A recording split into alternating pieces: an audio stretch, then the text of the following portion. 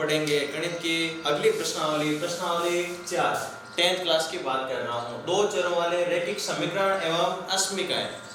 हमने पढ़े थे समीकरण के बारे में। पिछले पार्ट में बहुपद में पॉलिनोमियल में मैंने आपको बताया था कि समीकरण क्या होते हैं। समीकरण होता है दो बहुपद जब आपस में समान होते हैं, बराबर होते हैं, उनके बराबरों में तुलना की जाती है तो उसे कहते हैं हम समीकरण। जैसे ax plus by plus c बराबर 0, तो ये एक समीकरण हो गया। हम यहाँ पर पढ़ेंगे दो चर वाले, एक चर हो जाएगा x और एक चर हो जाएगा y। दो चर वाले रैखिक, रैखिक का मतलब होता है एक ऐसा बहुपद जिसमें उसकी उच्चतम घात एक हो, उसको कहते हैं रैखिक बहुपद। और जब दो बहुपद रैखिक बहुपदों की तुलना करते हैं तो उनको हम कहेंगे रैखिक समीकरण।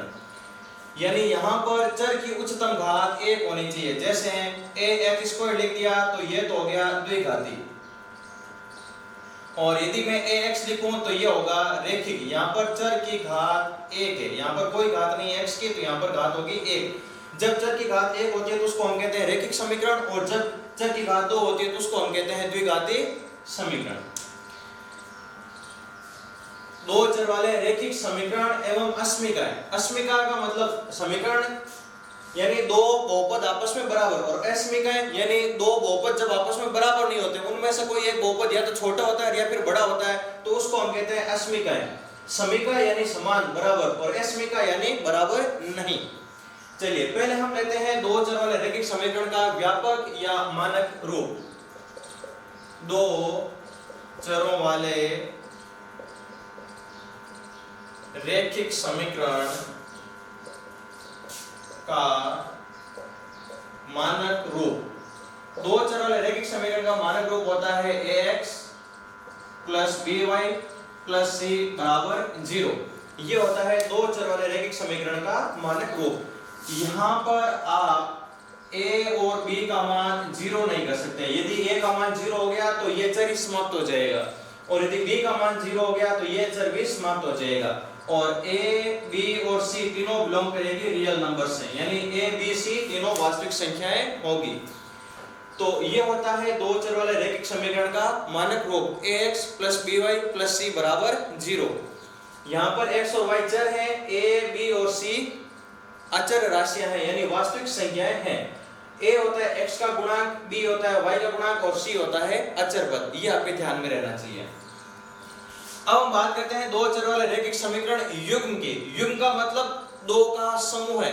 जैसे सत्ता होता है यानी साधिनों का एक समूह, एक दर्जन होता है, एक दर्जन का मतलब 12 वस्तुओं का समूह, 12 चीजों का समूह। वैसे ही यदि दो चीजों का समूह हो तो हम उसको कहेंगे युग्म। तो दो चर वाले रैखिक समीकरण युग्म का हम यहाँ पर अध्ययन करेंगे, और अस्मिकाएं भी एक अस्मिका और अस्मिका युग्म का दोनों का हम अध्ययन करेंगे। ये प्रश्नावली है बोर्ड एग्जाम की दृष्टि से 6 नंबर की, और एक प्रश्न आता है ग्राफ का 6 नंबर का।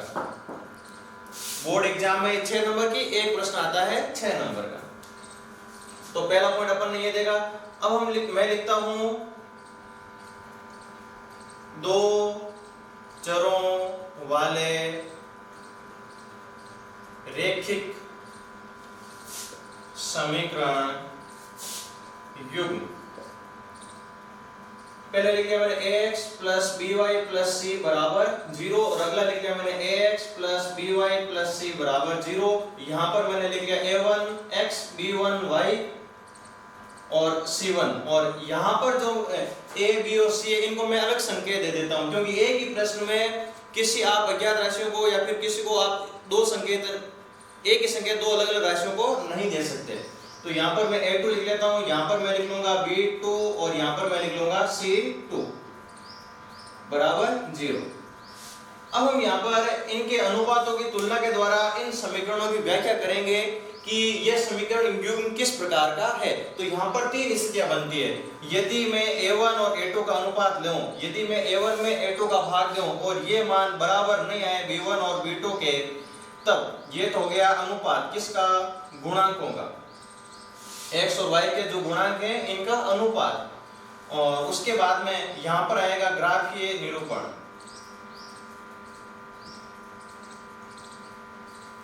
और इसके बाद में यहाँ पर मैं लिख देता हूँ a2x प्लस b2y और प्लस में c2 और बराबर में 0। ये हो गया ग्राफ के निरूपण। और इसके बाद में जो अगला पॉइंट है ये मैं लिख लेता हूँ समीकरण के हल, समीकरण युग्म के हल। और उसके बाद में इसकी संगतता के बारे में कि समीकरण युग्म कैसा है, संगत है या फिर असंगत है। ये बनती है पहली स्थिति। पहली स्थिति में देखो a1 बटा a2 बराबर नहीं है b1 बटा b2, ऐसी स्थिति बनती है। तब यदि आप इनका ग्राफ बनाओगे, इस प्रकार का कोई समीकरण है उसका ग्राफ बनाओगे तो ग्राफ में आएगी प्रतिच्छेदी रेखाएं। और प्रतिच्छेदी रेखाएं आपको पता है कि एक बिंदु पर आपस में काटती है। कोई भी दो रेखाएं, इनको हम रैखिक समीकरण इसलिए भी कहते हैं क्योंकि इन समीकरणों को यदि हम ग्राफ में दर्शाएंगे तो रेखाएं आएगी। पहले समीकरण की एक रेखा, दूसरे समीकरण की भी एक रेखा, जब ये दोनों रेखाएं आपस में एक बिंदु पर काटती है तो उनका एक हल आता है। जहां पर रेखाएं काटती है वहां पर हल होता है उस समीकरण का। तो प्रतिच्छेदी रेखाएं आएगी। समीकरण युग्म के हल, जब ये प्रतिच्छेद रेखा है तो प्रतिच्छेद रेखाएं एक बिंदु पर काटती है तो इनका होगा एक अद्वितीय हल। एक अद्वितीय हल। अद्वितीय हल का मतलब है कि उस समीकरण में x का मान 3 आया तो 3 ही आएगा, वहां पर x का मान 3 के अलावा कोई और नहीं होगा। और उस समीकरण में y का मान 4 आया है तो वो 4 ही रहेगा। आप इनको चेंज नहीं कर सकते। ऐसा नहीं कि x का मान 3 भी आ गया, 4 भी आ गया, y का मान 4 आ गया, 5 आ गया। दो मान नहीं आएंगे, एक ही मान आएगा, वो भी अपने आप में अद्वितीय होगा। यानी उसको आप किसी अन्य संख्या से रिप्लेस नहीं कर सकते। अगला देखिए संगतता के बारे में। जब समीकरण युग्म के हल आ रहे हैं, उत्तर निकल रहा है तो समीकरण युग्म होगा संगत। समीकरण युग्म संगत होगा। तो ये था पहला पॉइंट। दूसरा पॉइंट देखिए। दूसरे पॉइंट में a1 बटा a2 बराबर b1 बटा b2 लेकिन बराबर नहीं आए c1 बटा c2। पहले तो देखो a1 बटा a2 b1 बटा b2 बराबर नहीं है। यहाँ पर a1 बटा a2 b1 बटा b2 बराबर आ जाए लेकिन c1 बटा c2 इनके बराबर नहीं आए। ऐसी स्थिति में जो रेखाएं मिलेगी वो मिलेगी हमें समांतर रेखाएं। समांतर रेखाएं आपको पता ही है आपस में बिल्कुल भी एक दूसरे को प्रतिच्छेद नहीं करती है। जब ये आपस में एक दूसरे को प्रतिच्छेद नहीं करेगी तो कोई हल भी नहीं आएगा, कोई हल नहीं होगा। और जब कोई हल भी नहीं आ रहा है तो समीकरण युग्म संगत नहीं होगा, समीकरण युग्म होगा असंगत। उसके बाद में तीसरा पॉइंट में a1 बटा a2 बराबर आ जाए b1 बटा b2 के और बराबर आ जाए c1 बटा c2 के। ऐसी स्थिति में जो हमें रेखाएं मिलती है वो रेखाएं मिलेगी हमें संपाती रेखाएं। यानी ऐसी दो रेखाएं जो जिनके प्रत्येक बिंदु उभयनिष्ठ हो। ये एक रेखा इसी रेखा के ऊपर से एक दूसरी रेखा गुजरे तो पहली रेखा का प्रत्येक बिंदु दूसरी रेखा के प्रत्येक बिंदु से कट जाएगा। तो रेखाएं आएगी संपाती रेखाएं। और ऐसी स्थिति में दोनों रेखाएं एक दूसरे के ऊपर से गुजरती है तो दोनों रेखाएं प्रत्येक बिंदु पर कटेगी। अब जितने बिंदुओं पर कटती है उनके उतने ही हल होते हैं। ये रेखाएं यहाँ पर संपाती रेखाएं एक आपस में अनंत बिंदुओं पर कटती है तो इनके अनंत हल होंगे। यानी अपरिमित रूप से अनेक हल होंगे, अपरिमित रूप से अनेक हल होंगे। और जब अनेक हल आएंगे ये स्थिति तब बनती है जब दोनों समीकरण एक ही होते हैं। जैसे इस प्रकार का है 6x प्लस का 5y प्लस 7 बराबर 0 और एक आता है 12x प्लस का 10y और प्लस में 14 और बराबर में 0। इस प्रकार के ये दो समीकरण है। अब देखो दूसरा समीकरण में यदि आप प्रत्येक पद में 2 का भाग लगा दोगे तो पहला समीकरण बन जाएगा। इस समीकरण में देखो 2 का भाग लगाओ, 12 में 2 का भाग दिया तो 6, 10 में 2 का भाग दिया तो 5 और 14 में 2 का भाग दिया तो 7। अब ये देखो दोनों समीकरण एक ही है और एक समीकरण से आप एक चर का मान रखो, दूसरे चर का उसके अनुसार मान आता जाएगा। यदि आपने x का मान 2 रखा तो y का मान कुछ और आ जाएगा, x का मान 6 रखा, 7 रखा, 8 रखा, इस प्रकार आप कितने भी मान रखो, अनंत मान रखो, उसके अनुसार दूसरे चर के भी अनंत मान आ जाएंगे। तो एक चर दूसरे चर के मान पर डिपेंड करता है। एक मान है, एक चर है, वो दूसरे चर के मान पर निर्भर करता है। तो ऐसी स्थिति में जो संगतता है वो होगी आश्रित संगत। दोनों समीकरण संगत तो होंगे लेकिन ये दोनों आश्रित संगत होंगे।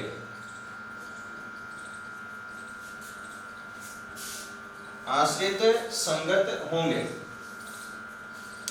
तो इस प्रकार से है, यदि a1 बटा a2, a1 का मतलब समझ गए x का गुणांक, पहले समीकरण में x का गुणांक a1, दूसरे समीकरण में x का गुणांक a2, ये b1 b2 c1 और c2। यदि आप a1 में a2 का भाग लगाएं और b1 में b2 का भाग लगाएं, दोनों यदि बराबर नहीं है तो प्रतिच्छेदी रेखाएं एक अद्वितीय हल और समीकरण युग्म होगा संगत। और यदि ये दोनों मान बराबर लेकिन तीसरा मान बराबर नहीं तो रेखाएं समांतर, कोई हल नहीं और समीकरण युग्म होगा असंगत।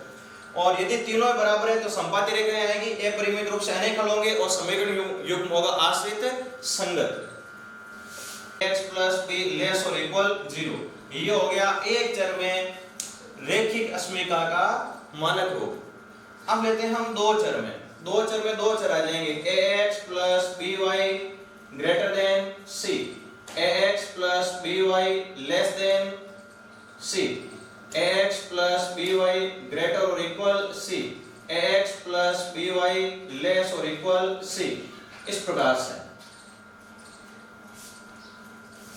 प्रकार से ये चार हो गए मानक रूप एक चर वाली रेखिक अस्मिका के, और ये चार हो गए दो चर वाली रेखिक अस्मिकाओं के मानक रूप। थोड़ा सा अंतर है मानक रूप में, यदि समीकरण का मानक रूप लिखते हो तो इस प्रकार होता है ax + by + c = 0, जबकि अस्मिका में जो c है वो इन चिन्हों के दूसरी तरफ आता है, c हमेशा उस तरफ आएगा, जबकि समीकरण में c हमेशा बराबर के इस तरफ आएगा, बराबर में 0 आएगा, जबकि अस्मिका में उस चिन्ह के उस तरफ 0 नहीं आएगा। ये आपको ध्यान रखना है।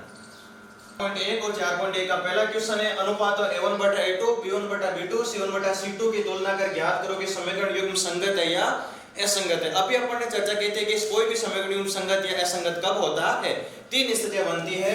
एक स्थिति बनती है a1 बटा a2 बराबर नहीं आए b1 बटा b2 के, ऐसी स्थिति में समीकरण युग्म संगत होता है, रेखाएं आती है प्रतिच्छेदी। दूसरी स्थिति बनती है a1 बटा a2 बराबर आ जाए b1 बटा b2 के, लेकिन बराबर नहीं आए c1 बटा c2 के, ऐसी स्थिति में समीकरण युग्म होता है असंगत, क्योंकि ऐसी स्थिति में आती है समांतर रेखाएं। और तीसरी स्थिति बनती है a1 बटा a2 बराबर b1 बटा b2 और बराबर आ जाए c1 बटा c2, सभी बराबर होते हैं। ऐसी स्थिति में दोनों समीकरण भी बराबर होंगे तो दोनों की एक ही रेखा आएगी, यानी संपाती रेखा आएगी, और इनके हल होंगे आश्रित संगत और समीकरण युग्म होगा आश्रित संगत, हल होंगे इनके अनंत। चलिए अब इनका लेते हैं। इसका पहला पॉइंट है 2x - 3y बराबर 8। बराबर 8 को मैं इस तरफ लेके आते हैं, +8 इधर आते हैं, -8 हो जाएगा, बराबर में बचेगा 0, और बराबर में 9 है, 9 इधर लाते हो जाएगा -9 और बराबर में बचेगा 0।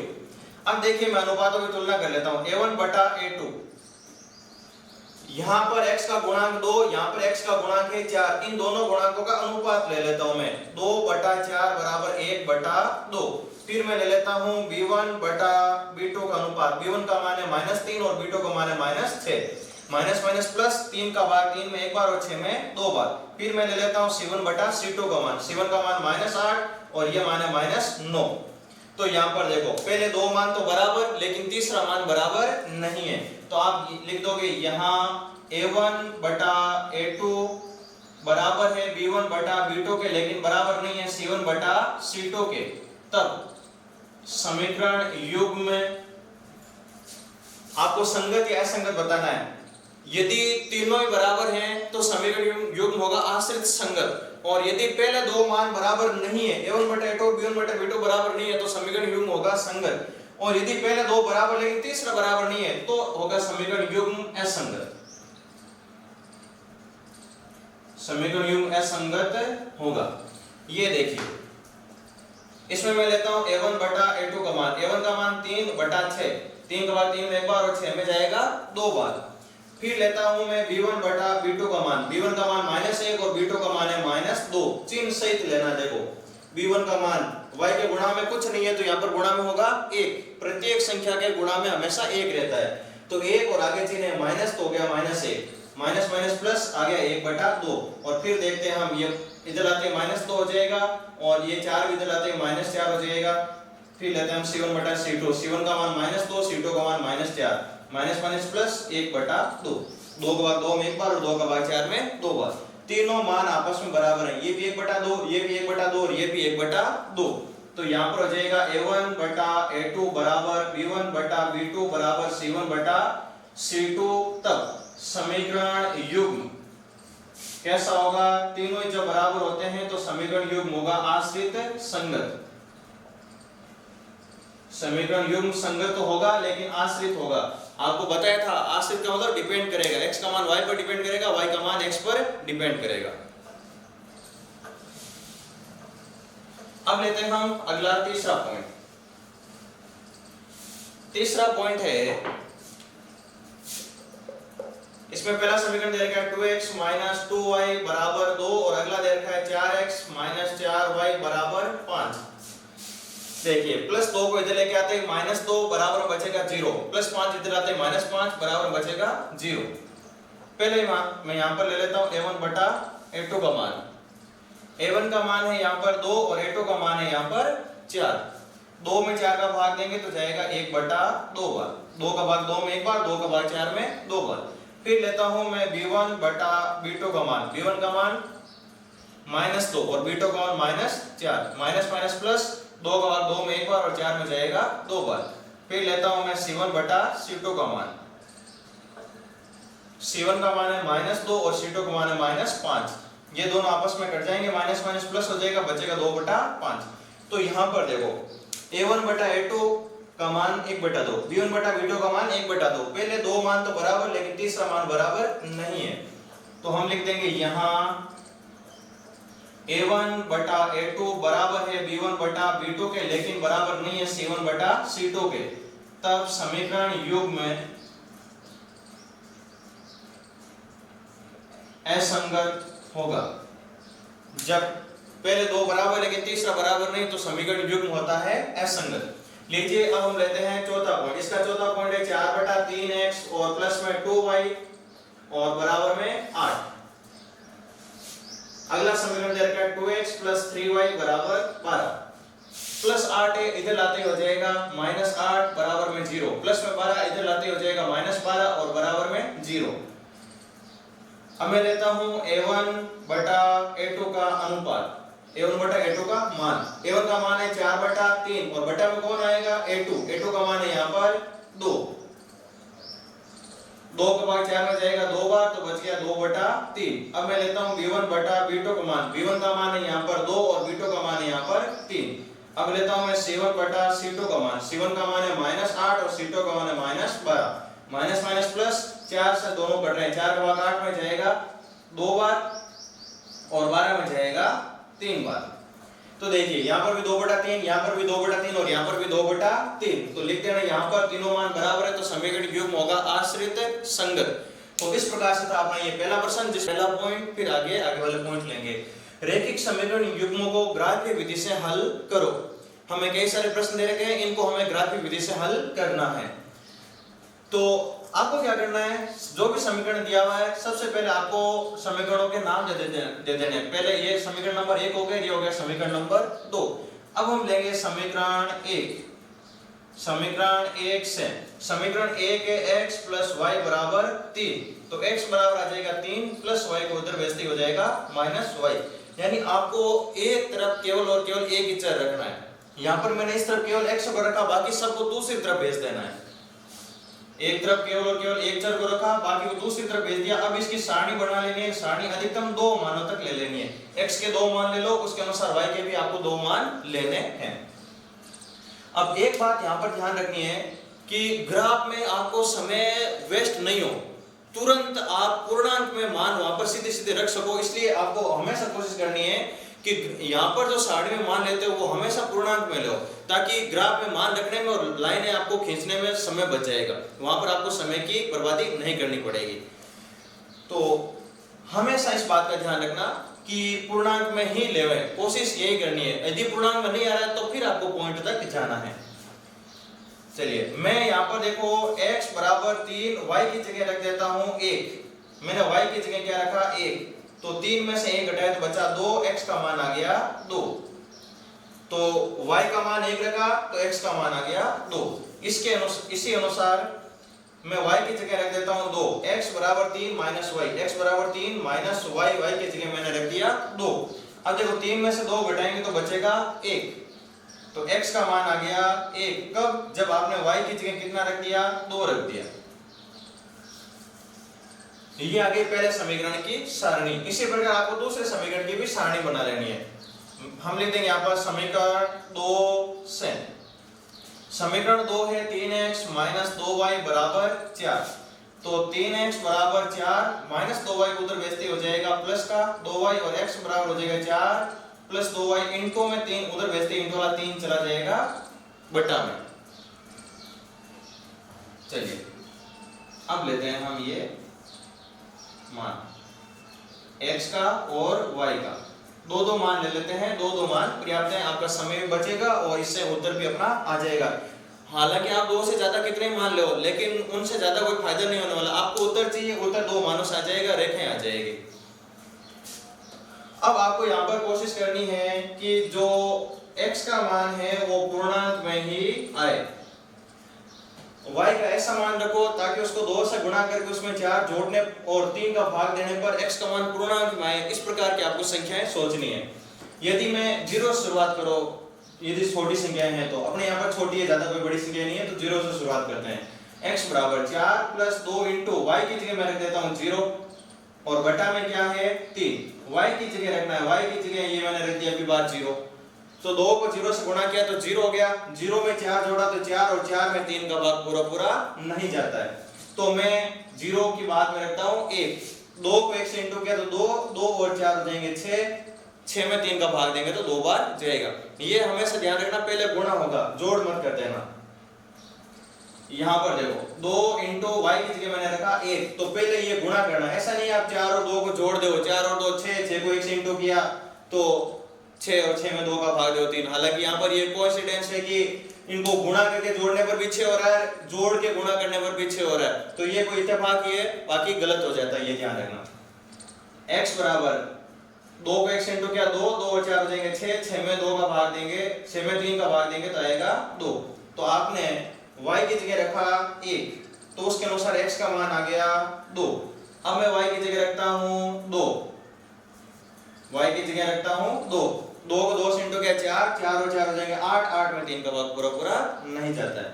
उसके बाद में 3 रखता हूँ, 3 को 2 से इंटू किया 6, 6 और 4 10, 10 में 3 का भाग नहीं जाता है। मैं रखता हूँ यहाँ पर 4, 4 दूनी 8, 8 और 4 12, 12 में 3 का भाग पूरा पूरा जाता है, तो y की जगह मैंने रखा 4, 4 दूनी 8, 8 4 12, 12 में 3 का भाग जाएगा 4 बार। तो इस प्रकार से अपने यहाँ पर ये 2 सारणियां बन गई, दो मानों की। जो भी समीकरण दे रखे हैं उनको नाम दे दो, पहले समीकरण 1 लो, 1 की सारणी बना लो, समीकरण 2 लो, समीकरण 2 की सारणी बना लो। अब आपको ग्राफ में मान रखना है। ग्राफ में मान रखने के लिए आपको 2-3 बातों का ध्यान रखना है। ग्राफ में 3 प्रकार की लाइनें होती है, एक तो होती है सबसे गहरी लाइनें, एक होती है मध्यम गहरी लाइनें और एक होती है हल्की लाइनें।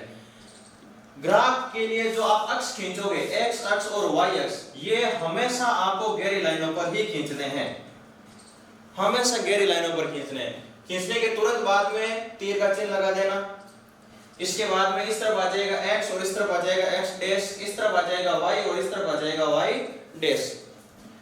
यहाँ पर मैं मान लिख दूंगा पहली गहरी लाइन है, यहाँ पर मैं 1, अगली गहरी लाइन पर 2, अगली गहरी लाइन पर 3, 4, 5, 6, इस प्रकार से ये मैंने मान लिख दिए। हमेशा ध्यान में रखना, बीच में जो भी लाइन है उन पर आपको ये मान नहीं लिखने हैं।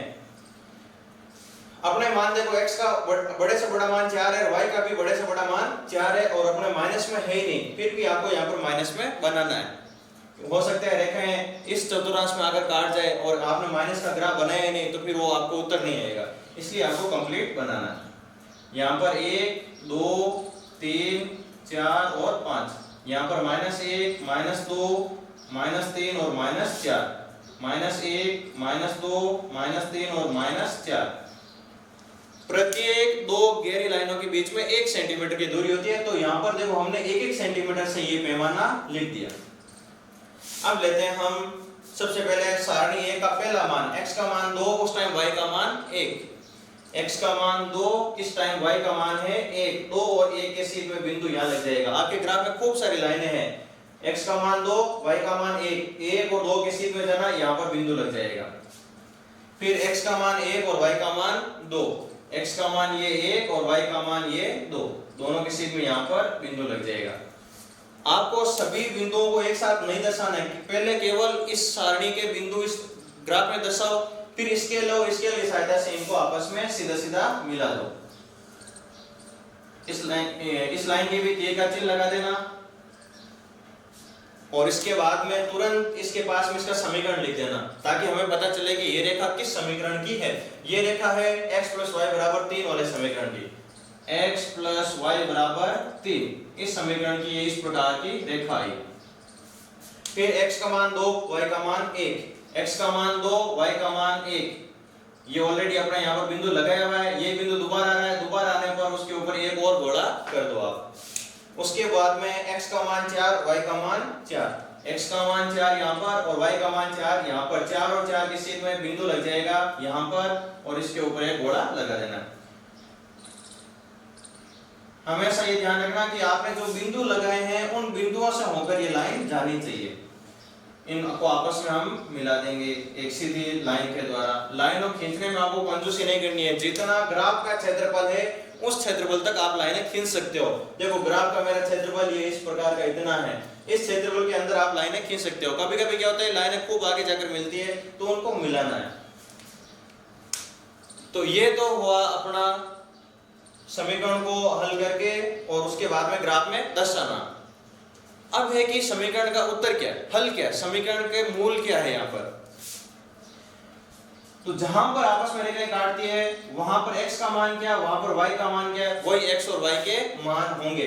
तो रेखा यहाँ पर काट रही है तो इसके सीध में देखो x का मान 2 और इसके सीध में देखो y का मान है 1, तो इस समीकरण में x का मान 2 और y का मान होगा 1। इसके बाद में आपको यहाँ पर साइड में लिख देना है पैमाना। पैमाना अपने x अक्ष पर भी 1, 2, 3, 4 यानी 1-1 सेंटीमीटर पर हमने 1-1 इकाई का मान लिखा है। y अक्ष पर भी अपन ने ऐसा ही किया, तो मैं शामिल लिख देता हूँ x व y दोनों अक्षों पर 1 सेंटीमीटर बराबर 1 इकाई, x और y दोनों अक्षों पर मैंने 1 सेंटीमीटर बराबर 1 इकाई लिख दिया। तो इस प्रकार से आपको इन बातों का ध्यान रखना। पहले ये सरल करो, दो सारणियां आएंगी उनको ग्राफ में दर्शाओ और उसके बाद में पैमाना भी लिखो। तीनों पॉइंट एकदम सही लिखोगे तो ये 6 नंबर का प्रश्न है और आपके बोर्ड एग्जाम में 6 नंबर बहुत ही आसानी से आ जाएंगे। अब लेते हैं हम अगला प्रश्न। इसका 2x - y = 4 और 3x + y = 2, ये है इसका सेकंड पॉइंट। यहाँ पर है 2x। तो देखिए हम क्या करेंगे, सबसे पहले समीकरण 1 लेंगे, ये समीकरण 1 और ये हो गया समीकरण नंबर 2। समीकरण 1 से समीकरण 1 है 2x - y और बराबर में 4। तो 2x बराबर 4 प्लस y को इधर भेजते हो, सॉरी माइनस y को उस तरफ भेजते हो जाएगा प्लस y और x बराबर हो जाएगा 4 प्लस y इनटू में 2 इधर भेजते चला जाएगा बटा में। अब हम बना लेते हैं इसकी सारणी, x के 2 मान और y के भी 2 मान ले लेते हैं। देखो आप 2 का भाग लगा रहे हो, 2 का भाग पूरा तभी जाता है जब ऊपर की संख्या यानी भाज्य एक सम संख्या हो। तो प्रत्येक सम संख्या में 2 का भाग पूरा जाता है, तो ऊपर सम संख्या होनी चाहिए, उसके अनुसार आपको y का मान रखना है। x बराबर 4 प्लस y और बटा में 2, x बराबर 4 प्लस, अब y की जगह में ऐसा क्या रखूं ताकि उसमें 4 जोड़ने पर 2 का भाग पूरा जाए। तो y की जगह मैं 0 रख देता हूं, 4 और 0 होते हैं 4 और 4 में 2 का भाग जाएगा 2 बार। इसी प्रकार x बराबर 4 plus y, 4 plus y, y की जगह मैं 2 रख देता हूं फिर 2 का भाग देता हूं, 4 और 2 हो जाएंगे 6, 2 का भाग दूंगा तो उत्तर आएगा 3।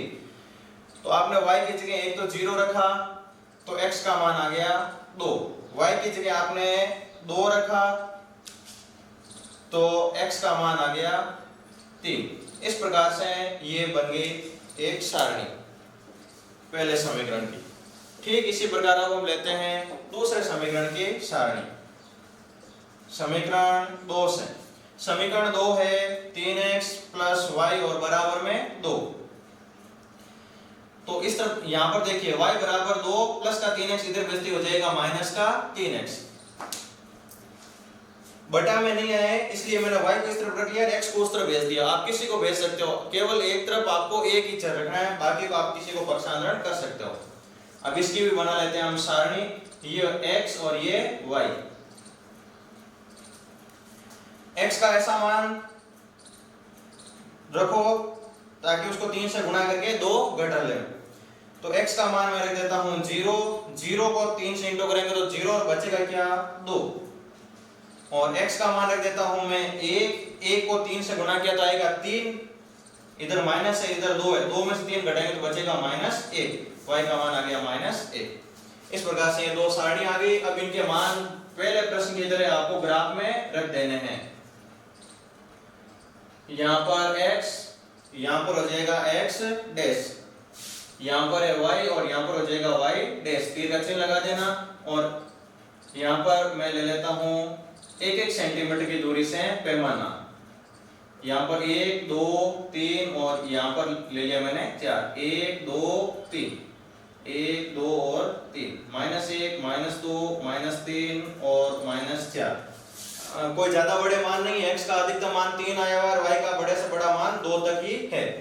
लीजिए x का मान 2, उस टाइम y का मान 0, x का मान 2 और y का मान 0। y का मान 0 कहाँ आएगा, y का मान 0 x अक्ष पर ही आता है, x अक्ष पर y का मान 0 होता है और y अक्ष पर x का मान 0 होता है, दोनों उल्टे हैं। देखो x अक्ष पर y का मान 0 और y अक्ष पर x का मान 0। यदि आप x अक्ष से थोड़े से ऊपर चले जाओगे तो थोड़ा थोड़ा मान आ जाएगा, यहां तक आ जाओगे तो y का मान आ जाएगा 1 और नीचे आने पर y का मान माइनस में। लेकिन यहां पर इस बिंदु के सीध में जितने भी आप मान लोगे उस टाइम y का मान आएगा 0, यानी x अक्ष पर y का मान 0 और y अक्ष पर आप कहीं भी x का मान लेंगे तो 0 आएगा। चलिए पहला लेते हैं 2 और 0, तो x का मान 2 और y का मान 0, ये यहीं पर आएगा। फिर x का मान 3, y का मान 2, ये रहा x का मान 3 और ये y का मान 2। 3 और 2 के सीध में बिंदु लगेगा यहाँ पर, इनको आपस में मिला देना है स्केल की सहायता से सीधा, मेरी तरह हाथ से नहीं मिलाना है। और इसके पास हम लिख देंगे इसका समीकरण, इसका समीकरण है 2x - y बराबर 4, 2x - y बराबर 4। अगला लेता हूं मैं x का मान 0, y का मान 2, x का मान 0 और y का मान 2, ये दोबारा आ गया तो इसको एक और गुणा कर दीजिए। उसके बाद में x का मान 1 और y का मान -1, x का मान 1 और y का मान -1, 1 और -1 के सीध में यहाँ पर बिंदु लगेगा, है ना। x का मान 1 यहाँ पर, y का मान -1 यहाँ पर, 1 और -1 के सीध में ये यहाँ पर बिंदु लगेगा। इस बिंदु और इस बिंदु को सीधा आपस में मिलाते हुए आगे बढ़ा देना है। इसके आगे सहायता से एकदम सही मिलाओगे तो आपके ये कभी भी इस प्रकार की गलती नहीं होगी, और हाथ से तो कभी मिलाना ही नहीं है। इसके पास हम लिख देंगे इसका समीकरण, इसका समीकरण है 3x - y बराबर 2, 3x - y बराबर 2, ये हो गया इसका समीकरण। और साथ में हम लिख देंगे पैमाना, पैमाना लिख देना x और y दोनों अक्षों पर 1 सेंटीमीटर बराबर 1 इकाई, यानी अपन ने 1-1 सेंटीमीटर पर हमने 1-1 इकाइयां लिखी है। अब आगे के जो 2 प्रश्न हैं वो आपको हल करने हैं, ये आपका आज का होमवर्क रहेगा।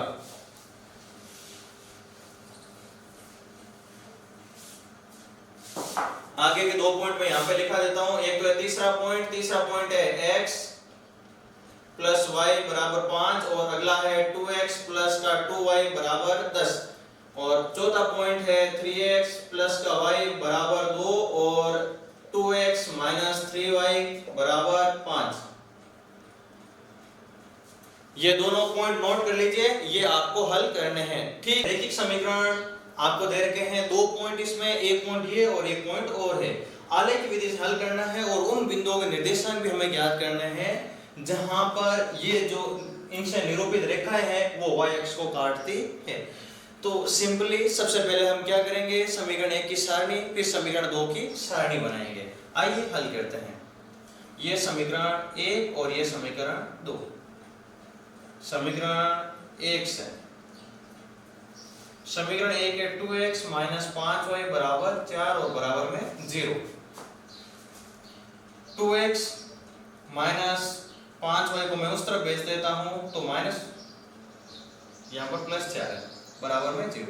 -5y को उस तरफ भेज दिया तो ये हो गया प्लस का 5y और +4 को उधर भेजते ये हो गया -4 और x बराबर हो जाएगा 5y -4 इंटू में 2 इंटू वाला 2 इधर भेज दिया जाएगा बटा में। चलिए अब इसका एक सारणी बना लेते हैं हम। x के 2 मान ले लेते हैं और y के भी 2 मान ले लेते हैं। y का आपको यहाँ पर एक ऐसा मान रखना है ताकि 2 का भाग पूरा जाए। मैंने आपको पहले ही बताया था कि पॉइंट से हमें बचना है ताकि हमारा समय बच जाएगा।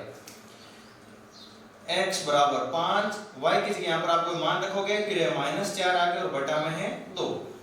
5 की जगह मैं रखता हूँ 0, तो ये पूरा पद हो गया 0। बचा क्या -4 में 2 का भाग पूरा जाता है तो -2 का भाग 4 हो जाएगा 2 बार। y की जगह हमने क्या रख दिया था, यहाँ पर y की जगह हमने रखा था 0।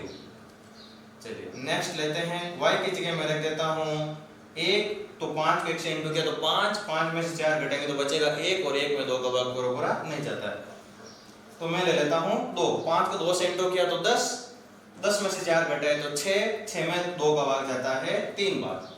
x का मान आ गया 3 और y की जगह आपने रखा 2। y की जगह आपने रखा 2। तो ये इस प्रकार से पहले समीकरण की सारणी बन गई। अब लेते हैं हम समीकरण 2। समीकरण 2 से समीकरण 2 है 2x प्लस का y -8 और बराबर में 0।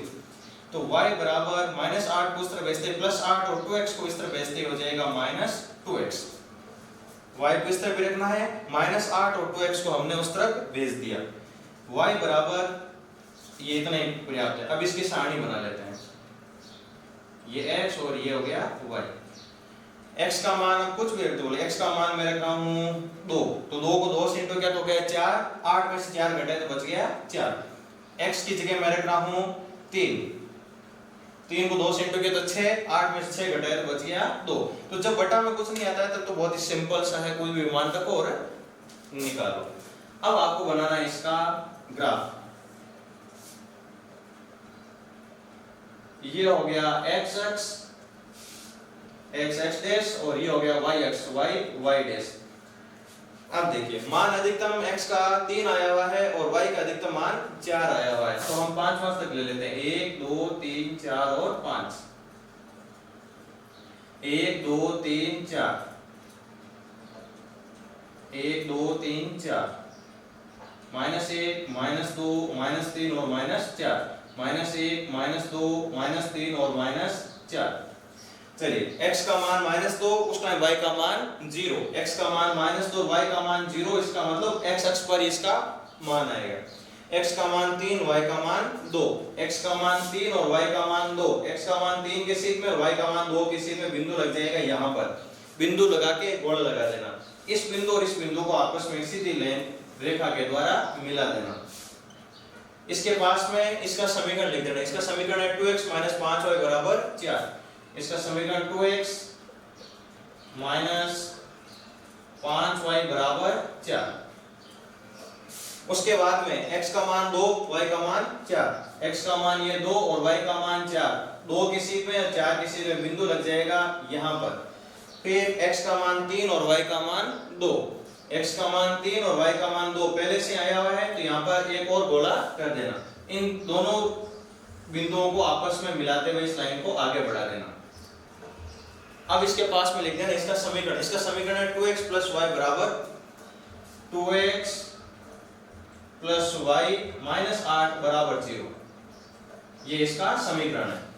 अब ये कह रहा है कि उन बिंदुओं के निर्देशांक याद करो जहां पर ये रेखाएं y अक्ष को काटती है। तो अब देखो रेखाएं कहां पर काट रही है, इसको थोड़ा आगे बढ़ाना पड़ेगा क्योंकि ये लाइन अभी y अक्ष को काट नहीं रही है। तो मैं y को लिख देता हूं यहां पर और इस लाइन को मैं आगे बढ़ा देता हूं। आगे बढ़ाएंगे तो यहां पर आ जाएगा 5, यहां पर आ जाएगा 6 और यहां पर आ जाएगा 7। तो ये रेखा y अक्ष को यहां पर काट रही है। x का मान तो यहां पर होगा 0 और y का मान होगा 7। इस बिंदु का मैंने नाम दे दिया a और a की यहां पर काट रही है, इस बिंदु का मैं नाम दे देता हूं b। ये लगभग 1 के आसपास ही काटेगी। यहां पर शायद 1 ही होना चाहिए, 2 यहां पर आएगा। मैंने बिना माप के खींचा है ना, ग्राफ में तो बिल्कुल आप माप से खींचोगे, यहाँ पर मैंने बिना माप से खींचा हुआ तो थोड़ा ऊपर नीचे हो सकता है। तो बिंदु बी के निर्देशांक देखिए, बिंदु बी में x का मान तो 0 होगा और y का मान है यहाँ पर 1, तो हमें यही पूछा था। अच्छा, x और y का मान क्या होगा, इस समीकरण के हल क्या होंगे, x और y के मान क्या होंगे। x का मान देखो, ये रेखाएं कहां पर काट रही है, ये रेखाएं काट रही है 3 और इधर काट रही है 2 पर, तो x का मान तो है 3 और y का मान है 2, ये आ गया इस समीकरण के हल। तो थोड़ा सा इसमें एडिशनल जोड़ा हुआ था, आपको समीकरण तो सामान्य तरीके से हल करना ही है, उसके साथ में आपको ये देखना है कि ये रेखाएं y अक्ष को वहां पर काट रही है, y अक्ष को एक तो यहाँ पर एक यहाँ पर, इन बिंदुओं के निर्देशांक क्या है वो हमें लिखने थे। इसका सेकंड पॉइंट आपको हल करना है। इसका सेकंड पॉइंट है इसका 3x प्लस का 2y बराबर 12 और 5x माइनस के 2y बराबर 4, ये आपको हल करना है। जब आप प्रैक्टिस करोगे तो आपको अपना पता चल जाएगा कि इसका ग्राफ किस प्रकार बनाना है। अगला चौथा क्वेश्चन है, आपको देखें दो समीकरण, एक समीकरण युग्म दिया हुआ है, इसको आलेख की विधि से हल करना है। उसके बाद में y अक्ष और इन रेखाओं से जो त्रिभुज बनेगा, y अक्ष और इन दोनों रेखाओं से, समीकरण की दोनों रेखाओं से जो त्रिभुज बनेगा, उस त्रिभुज के शीर्षों के निर्देशांक हमें ज्ञात करने हैं। तो चलिए आइए पहले इनका हल करते हैं। इसका नाम दे दिया समीकरण 1 और इसको दे दिया समीकरण नंबर 2।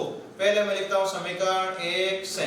समीकरण 1 है 4x माइनस 5y बराबर 20, तो 4x बराबर हो जाएगा 20, माइनस में 5y इधर भेजते हो जाएगा प्लस का 5y, और x बराबर हो जाएगा 20 प्लस का 5y इंटू में 4 इधर भेजते आ जाएगा, इंटू वाला 4 बटा में।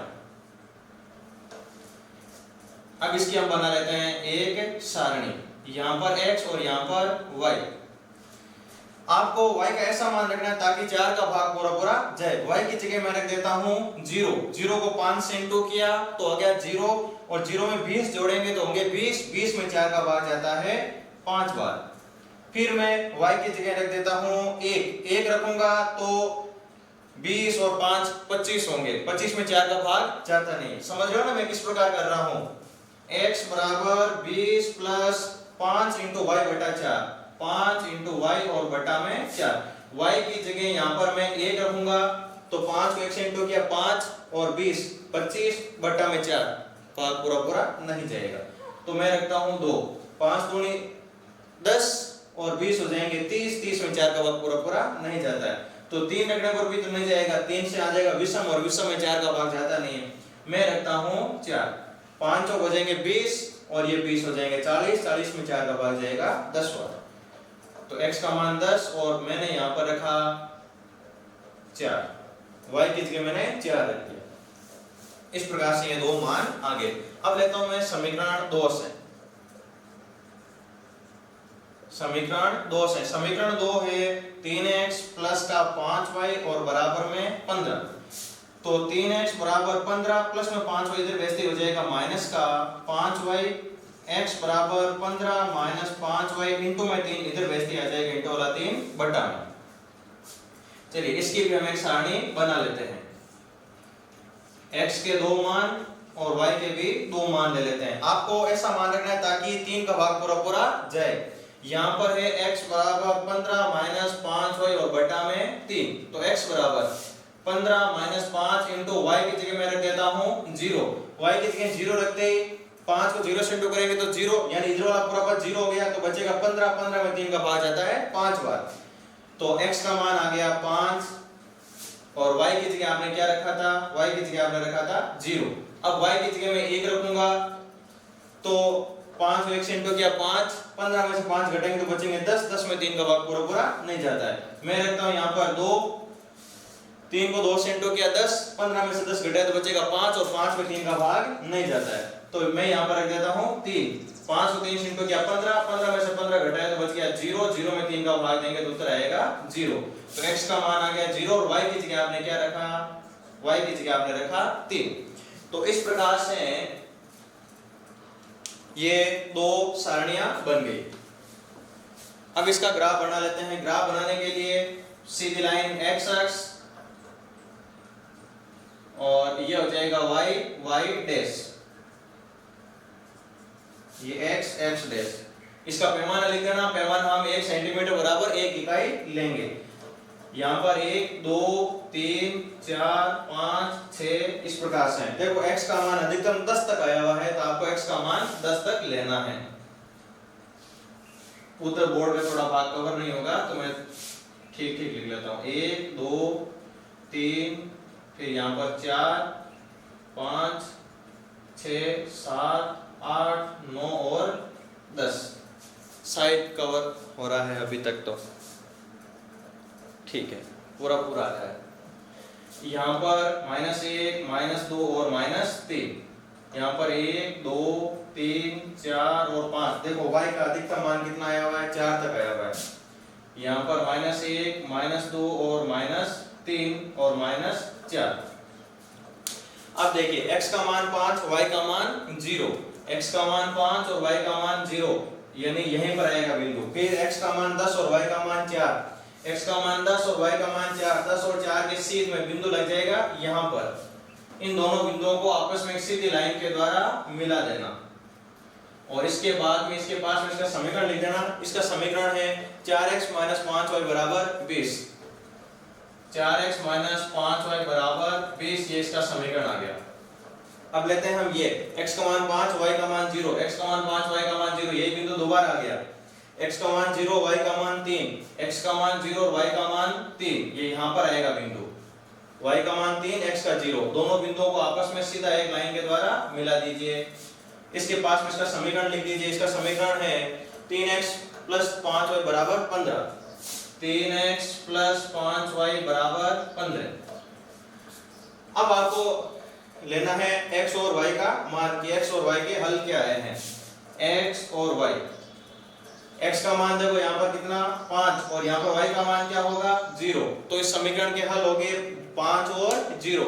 x का मान 5 और इसी बिंदु पर y का मान देखो, y का मान है 0, x पर y का मान 0 होता है। आगे ये पूछ रहा है y x इन रेखाओं द्वारा निर्मित त्रिभुज के शीर्षों के निर्देशांक लिखो। तो यहाँ पर देखो इन रेखाओं से और y x से एक त्रिभुज बन रहा है, ये इस प्रकार का एक त्रिभुज बन रहा है। इस त्रिभुज के शीर्षों के निर्देशांक क्या हैं वो लिखना है। इसको मैंने a नाम दे दिया, इसको b और इस शीर्ष को मैंने नाम दे दिया c। तो शीर्ष a के निर्देशांक देखो, x का मान तो 0 और y का मान 3। शीर्ष b के निर्देशांक देखिए, अभी लिखा है x का मान 5 और y का मान 0 और शीर्ष c के निर्देशांक लिखिए। शीर्ष c y x पर है तो x का मान 0 और y का मान लगभग यहाँ पर होगा -5। तो इस प्रकार से ये था प्रश्नावली का अंतिम प्रश्न।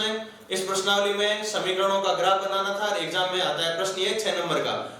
अब अगले वीडियो में हम पढ़ेंगे अश्मिकाओं के बारे में, प्रश्नावली 4.2 के बारे में। तब तक के लिए नमस्कार।